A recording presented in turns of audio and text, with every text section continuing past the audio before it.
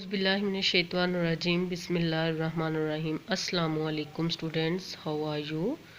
Hope so you will be fine and healthy at your homes. Students, आपकी ईद कैसी गुजरी? उम्मीद है कि आपकी ईद बहुत अच्छी गुजरी होगी, आपने बहुत इंजॉय किया होगा। अब जैसा कि ईद ख़त्म हो गई है तो हम अपने वापस स्टडी वाले ट्रैक की तरफ लौट रहे हैं, हम अपने स्टडी ट्रैक की तरफ वापस आ रहे हैं। तो सबसे पहले आज हम जो आपका नेक्स्ट यूनिट है सबक नंबर 9 उसकी रीडिंग करेंगे। ठीक है, सबक नंबर 9 है आपका किसान की दानाई। एसएलओस लोग कहानी से वाकिफ़ हो सकें, कहानी और दीगर असबाक मज़ामीन मुकालमे ड्रामे वगैरह में फ़र्क जान सकें, लोग कहानी से इखलाकी नतीजा अखज़ कर सकें, इंसानी ज़िंदगी में अक्ल की अहमियत और कदर कीमत से आगाह हो सकें।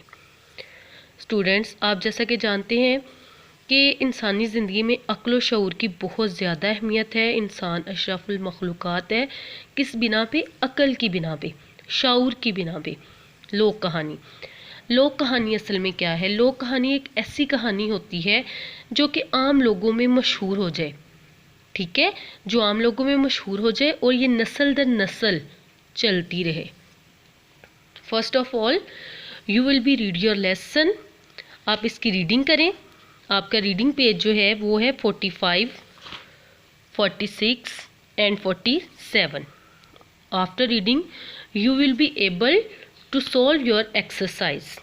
क्वेश्चन नंबर 1, इन सवालात के जवाबात दें। क्वेश्चन नंबर 2, दुरुस्त जवाब पर सही का निशान लगाएं। क्वेश्चन नंबर 3 है गौर कीजिए और बताइए। तो ये क्वेश्चंस के आंसर्स आपने लिख लेने हैं। क्वेश्चन नंबर 4 एंड 5 आपका नोटबुक पे मैंने लिखा है, वो मैं आपको शो कर देती हूँ। क्वेश्चन नंबर 6 कॉलम वाला है, ये आपने कॉलम मैच करने हैं मुतरादिफ अल्फाज की मदद से। क्वेश्चन नंबर 7 में देखें, वज़ीर खुश खुश लौट गया में इसमें खुश लफ्ज़ 2 बार आया है। इस तरह के लफ्ज़ बनाने हैं जैसे खुश खुश, बार बार, कभी कभी, अल्लाह अल्लाह। तो इनके जुमले भी मैंने बना दिए हुए हैं, ये देखें। आपने इसी तरह से इनको नोट डाउन करना है। अब इसके साथ ही मैंने आपको बताया कि रीडिंग करनी है तो अल्फाज मानी भी हम करेंगे। ये देखें, ये आपके अल्फाज मानी हैं जो आपने लिखने हैं नोटबुक पे। ठीक है,